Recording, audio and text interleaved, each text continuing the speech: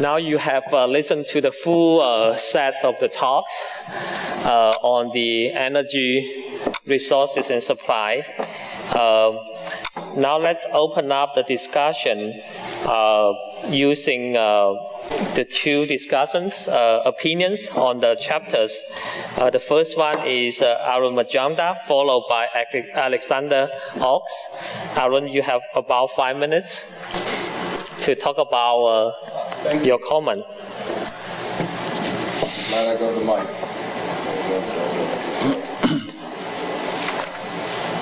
Thank you. First of all, thank you, Sally, for putting this together and inviting me for this.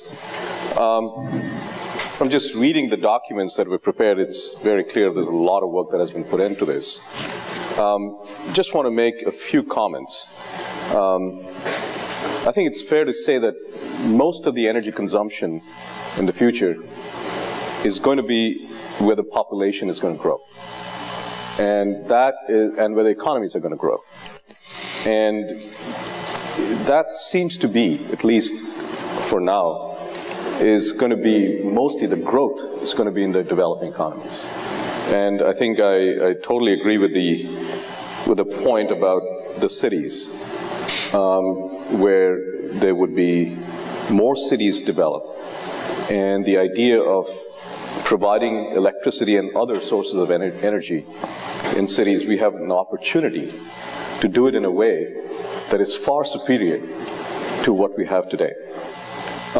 In terms of I think there was some comments about electricity earlier, and I missed Kurt's talk this morning, but I think it's fair to say that if you look at the electricity system today, we are stuck in the paradigm of the architecture that was created by Tesla and Edison, which is 100 and something years old.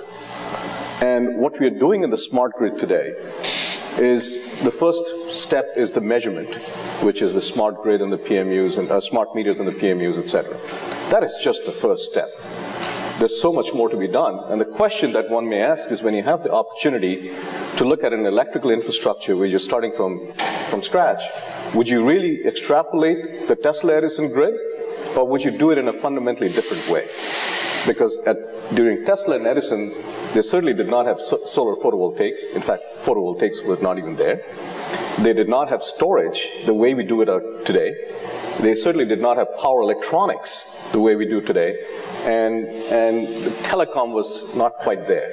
So if you look at the combination, we have a unique opportunity to develop the grid infrastructure in a way that is fundamentally different. And I think if you're looking at the energy infrastructure in the developing economies, which is where most of the growth is going to be, they ought to have a far superior, they ought to leapfrog some of the technologies that we have today out here, and get the benefit of the 21st century grid as opposed to the 20th century grid. So I just wholeheartedly agree with that. On the building side, I appreciate the comments that you made. Having spent some time in this, there are some key issues that I just want to highlight. Number one is that things change when there is a price signal or a regulatory signal. If you have neither, nothing will change. And in the price signal, we want to have the electricity price to be low, because a lot of the economy depends on the price of electricity. So if you don't have that to be high, which you don't want, then you rather have a regulatory signal, which is, I believe, what you mentioned in terms of the political will. The regulatory signal, the best thing that has happened in the United States, at least, the thing that have worked a lot, is things called appliance standards. And that has, really reduced the consumption of electricity on components, like refrigerators, water heaters, air conditioners, etc. But one really has to think hard whether those ideas can be extrapolated to building systems. Because systems, I agree, that systems is where the opportunity lies. The way to think about a building, at least the simple way that I like to think about it, is that you want to make the most efficient components and try to keep it off most of the time. without compromising building services. And for that, you need to redesign, think about ways to redesign. You want to have LED lights at cost, but you might as well use natural light when you have it. And so keep it off. And so that's the idea. And if that's the case, then it's important to think of the system. But we don't, at least in the United States, maybe it's different in Europe. I think it is different in Europe. In the United States, we don't have any requirement to measure. And unless you measure, you'll never know what the issues are. You'll never diagnose what the problems are. And at least at the system level, if you really ask the question in a building, where does the energy actually go? How much goes in lighting? How much goes in heating and cooling? How much? Most people would not know. And if I ask, I'm sorry to embarrass people out here, but if I ask the question, do you really know how much energy your home uses? Just by a show of hands, how many people know? Great.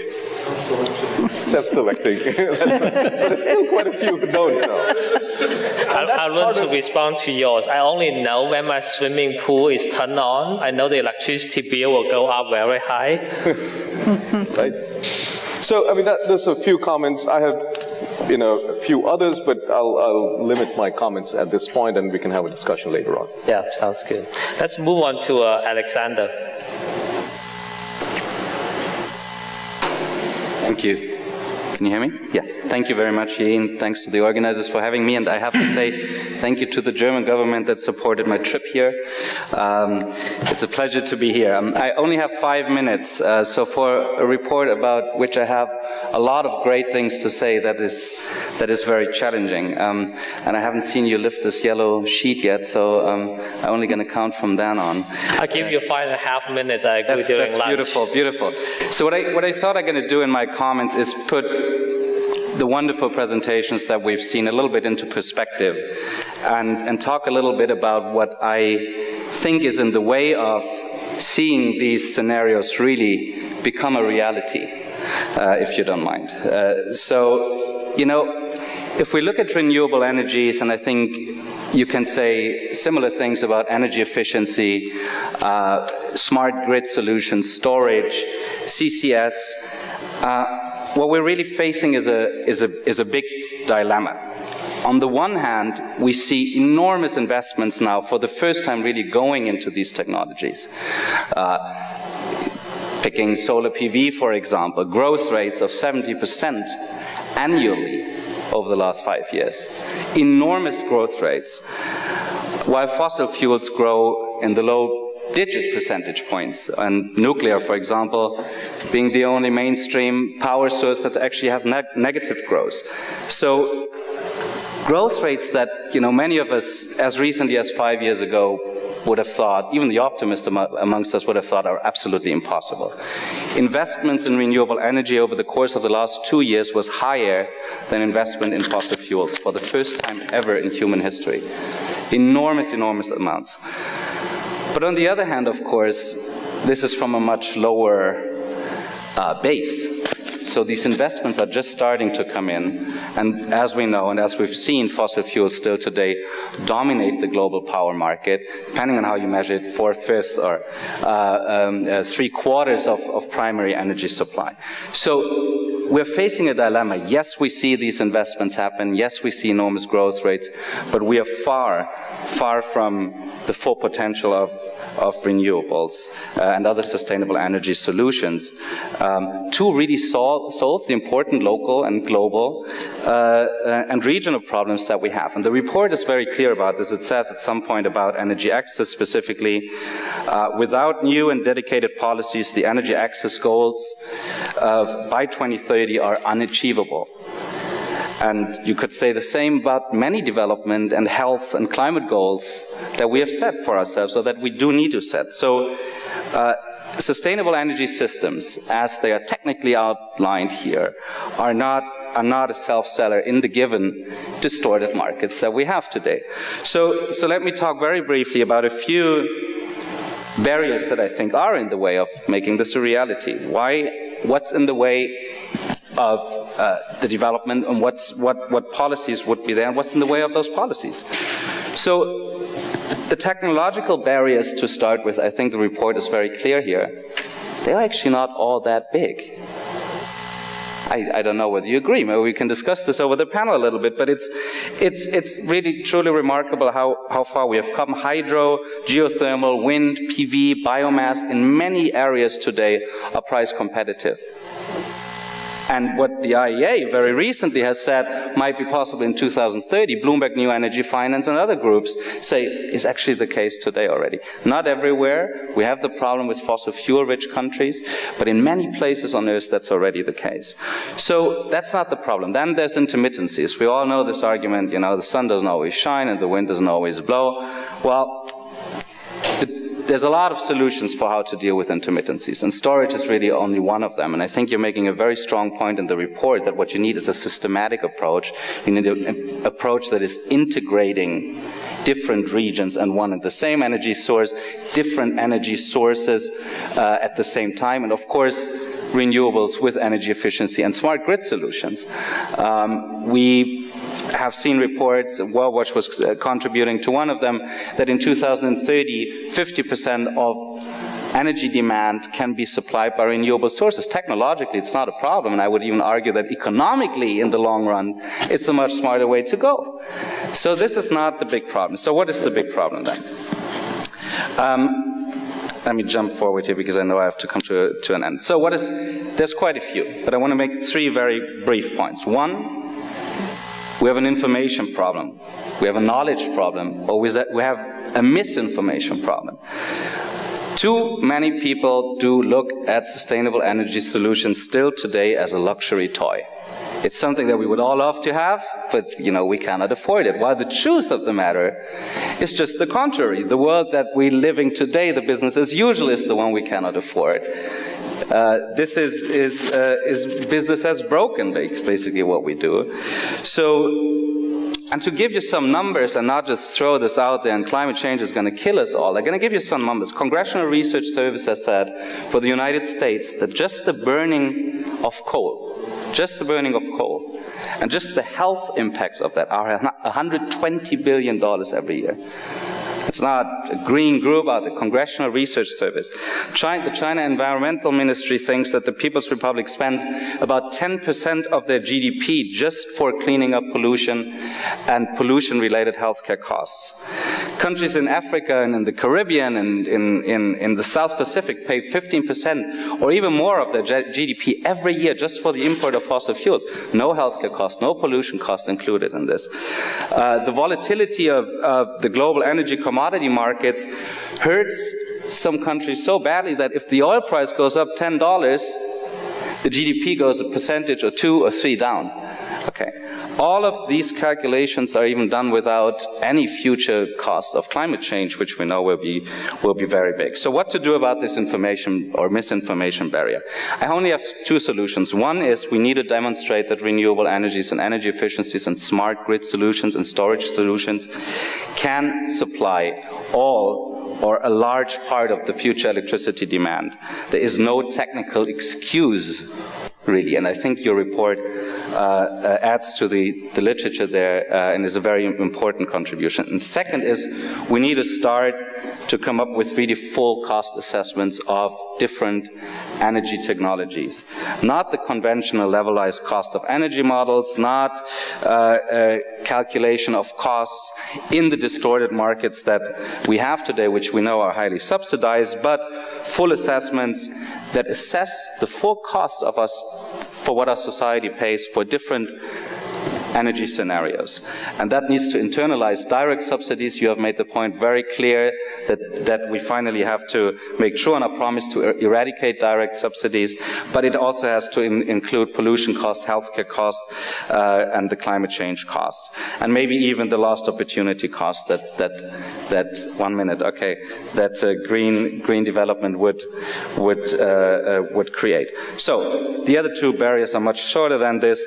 There is very real financial barriers out there, there's no doubt about it. There are very high installment costs, so even if over the life cycle of installations costs development is smarter based on a real sustainable pathway, you do have problems with cash flow, you do have problems with the cost of capital, with the intense resource planning and permitting process, and many others as well. But I would argue that there as well, we have market solutions, we have regulatory solutions, we have all sorts of solutions, we just have to start installing them. And that gets me to the final barrier, and that's, of course, I think the report is very clear about that as well, political barriers. And that's, of course, the most important area. Our political systems, I believe, so far have failed to deliver what's really needed and what's really in the best interest of our people. And I think, you know, in a way, the Tea Party movement and the Occupy movement have this in common. There's this frustration amongst people that what the political institutions and processes deliver is not in our best interest anymore. It's in the best interest of vested interests, and not in our best interest. And I think for the first time, we have found the models that can actually prove this. So what is needed, I think, is a new yardstick for political action. And I think it comes at the right point where many other ideologies, political ideologies, have become unattractive, and people are looking towards something new. And I think, you know, as often used and maybe empty this word has become, sustainability is that word. It is economic and environmental and financial and social sustainability. And I want to mention, because the Germans have invited me, I want to mention one final report in this regard. The German Scientific Advisory Board for Global Environmental Change, WBGU, and Naki is one of its members here, is now talking about a new social contract for the transformation to sustainability. And it is this paradigm shift, I think, that we need. This new kind of sustainable thinking. So what we need now is the roadmaps you have outlined. It's technically possible, I think, for every municipality and state and country. We need to outline from where we are to where we need to be for the reasons that I've mentioned.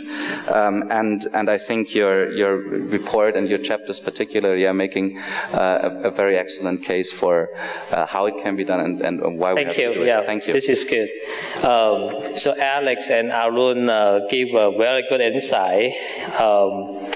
Alex mentioned the barriers, you know, we are facing. Arun mentioned several, very interesting idea on the, energy and population needs to be correlated. How we think about electricity, think about buildings. I would like to give the opportunity to 4 speakers to respond to some of the comments, if you like. Go ahead. Well,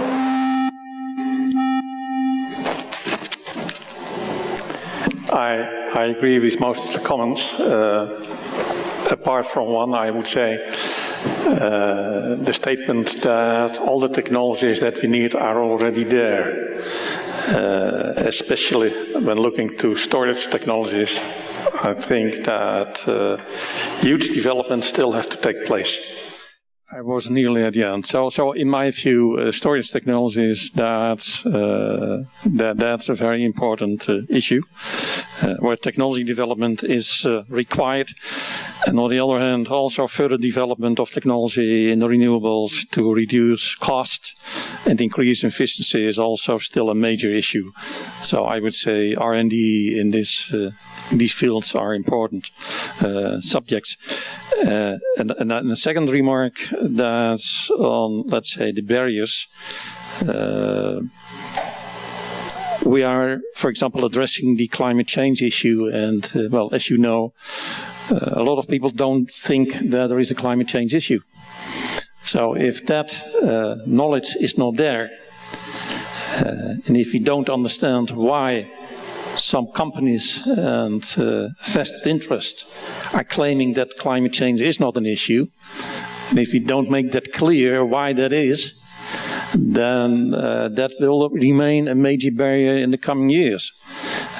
So that's also a very important point. So vested interests, so lock-in effects, as called by Diane, it's also very important how to escape from the lock-ins in fossil fuels especially. Oh, Sally wants to make some comment. Yeah, I just want to sort of amplify on Arun's point about how the growth in energy is really going to be in the developing world. You know, it doesn't take a very complicated calculation to show that by 2050 that, you know, 2/3 of global energy will be used in what we now call developing countries. And so I think we have two very different challenges. One, we're building the system for the first time in the developing world. And in the developed world, we're basically taking an older system and, you know, rejuvenating it over time. And the technological solutions that work for one certainly can be informed by the other, but I think they're quite different questions, and we should really be aware of that.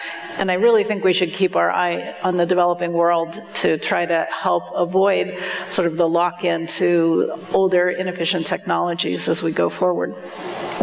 Diana? Thank you. I'd like to respond to a point which was made also in this panel, but also in the previous panel, and that's about the issue of affordability. And here I would like to dispute a little bit your position and also the position in the previous panel. I don't think that it's a good idea to keep energy prices affordable or low artificially. I think beyond climate change, there are lots of environmental impacts, and whatever we do, energy will have environmental impact simply because of physics.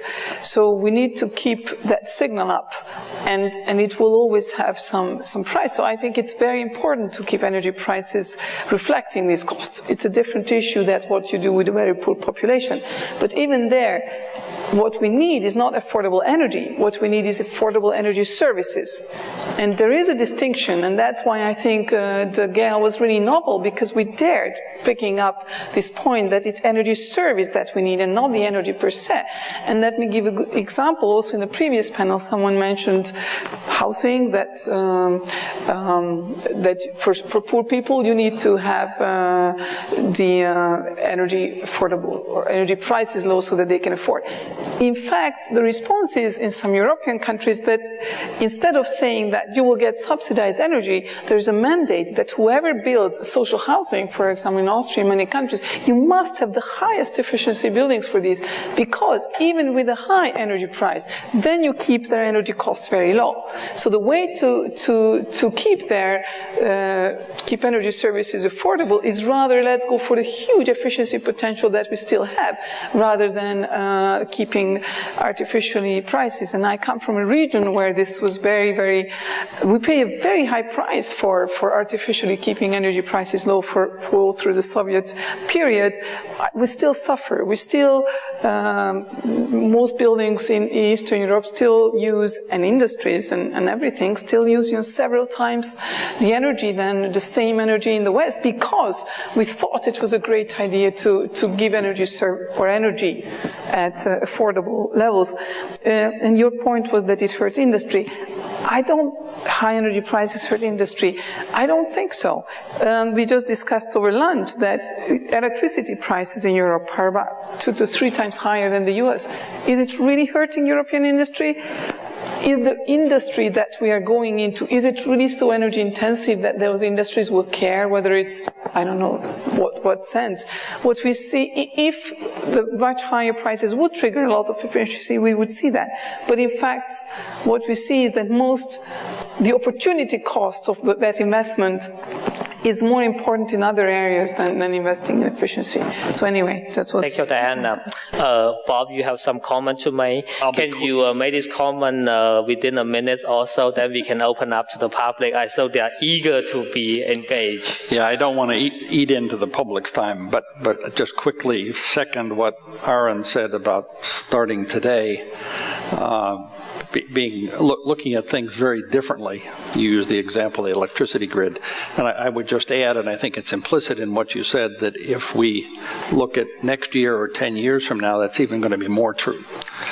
So we shouldn't get locked into things. How that plays out in terms of investments and convincing policymakers to do something that helps those transitions remains to be seen, but something that needs to be worked on. And then quickly, the issue, we keep coming back to cost, and this morning in the discussion on cost, I was struck by something that has continually affected me, and that is that cost is not everything.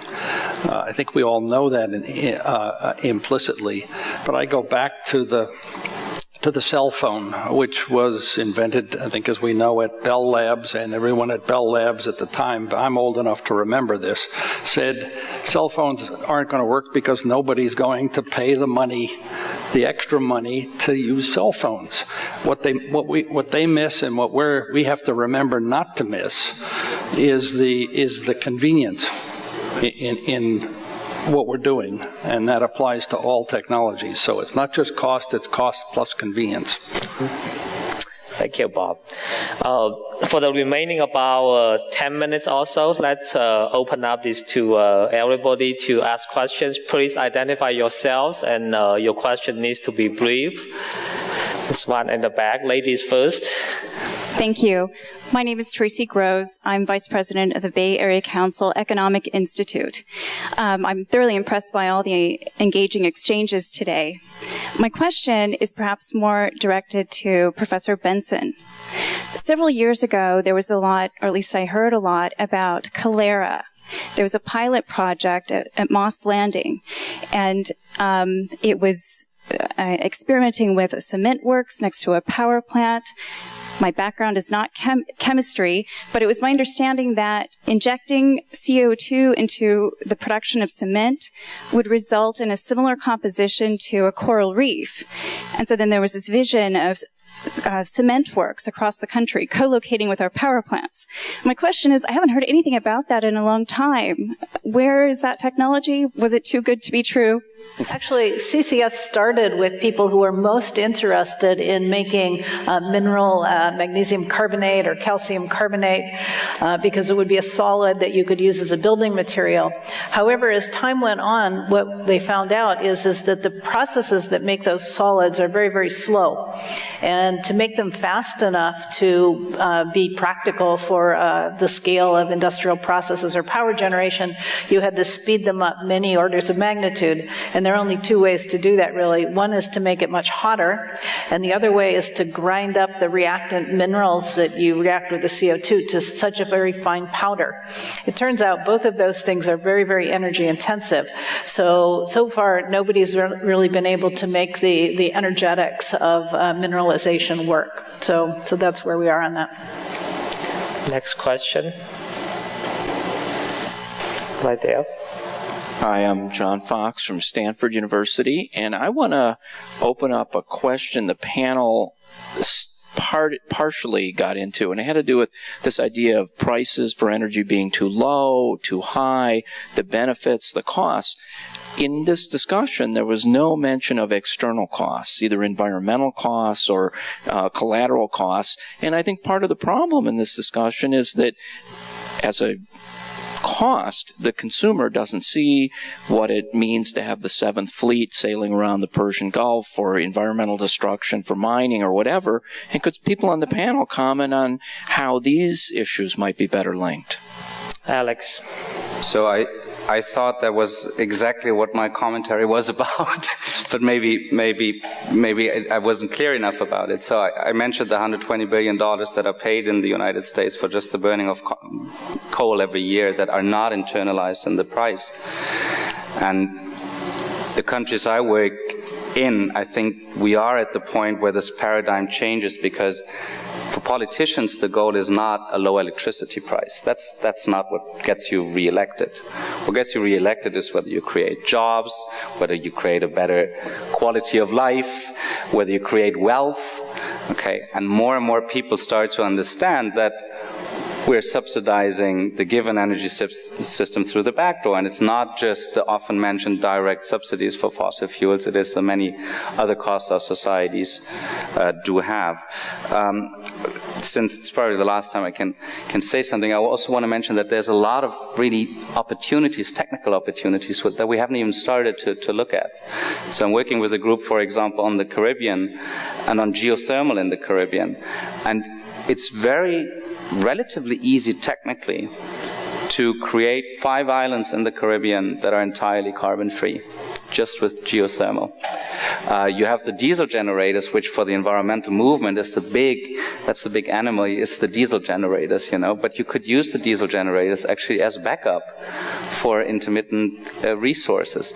So I think we're just at the beginning technically to really understand what is possible as prices have come down and as politicians realize really what the full potential is. Aaron, you want to add something? Just very briefly, I mean, I couldn't agree more that the external costs have to be included. There's no question about it. In fact, carbon capture and storage will likely not go anywhere in this country unless you have a carbon price. And I think that's where the political will has to happen to create, to provide, to include in the cost, the full cost to the society.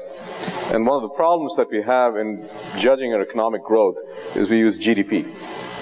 And GDP does not include all the externalities. And it's only looking at the financial side of it, but does not include the societal impact of it. And I couldn't agree more with that. But with the carbon price, you will see a lot of these other things, for example, carbon capture, sequestration, and other aspects of it, including the buildings and all taken care of. Yeah. That has to happen at some point. Sally? Yeah, I think we live in a world of global supply chains. And I mean, where do we get our photovoltaics from? Largely they come from China. Where do we get our rare earth elements They come from China. Where are we getting our batteries come from? They're from China. So the idea that we cast a whole policy around the idea that we're going to reject the global interdependence that we have, at least I think for the short term, is a sort of a false pathway to go down, because in truth we're so interconnected. And I think it's easy to pay a lot of attention to sort of fossil fuel imports as an example, because it's such a large fraction of the economy. As other components grow, as batteries, as solar cells, wind turbines imported from elsewhere, I think those same insecurities are likely to arise. And I think that we just need to recognize the world we live in, and probably all the great benefits that we get because of the very efficient global supply chain that has been established over the years. Why don't we take one more question? So I think it is enough of answers to this comment. Just that gentleman right there. Let's take one last question before we end this section. Hi, Bas van Ruiven from the Integrated Assessment Group at NCAR. I have a question mainly on the buildings chapter, because your presentation left me a little puzzled at one aspect. That on the one hand you say that you have this lock-in where you need to start applying the most efficient technologies directly, because otherwise you miss out on almost 80% of your potential. On the other hand, you say, well, the zero energy buildings might not be the best in all cases, might not be the most cost effective. Is there a tension between the two? Are these about different cases, or do I overlook something? Thank you very much for the question. No, there isn't a tension, because we do state that you do have to bring down bring up the energy performance as much as possible. To say you do have to bring down the energy demand as low as possible. Simply what the team in the end agreed, that how you satisfy that remaining low energy need, whether production on site or bringing in low carbon and other sustainable sources from the outside, that should be a decision which should be case by case, location by location, looking at the full environmental and cost implications, rather than mandating that it should be on the building.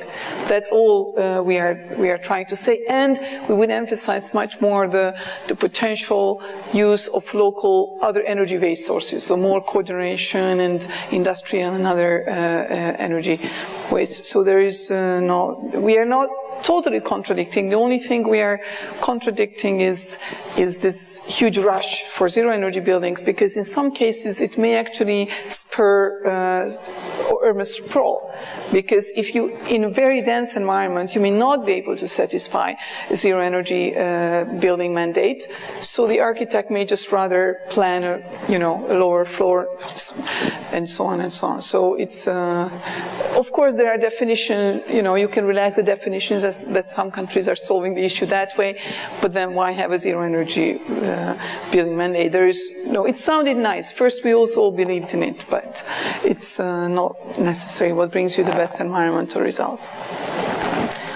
I know you still have questions, but I want to respect everybody's time. We all know this cluster number 2 is very exciting. And the next section, cluster number 3, is equally exciting. So I want to give you a break. Let's thank all the speakers and discussants today.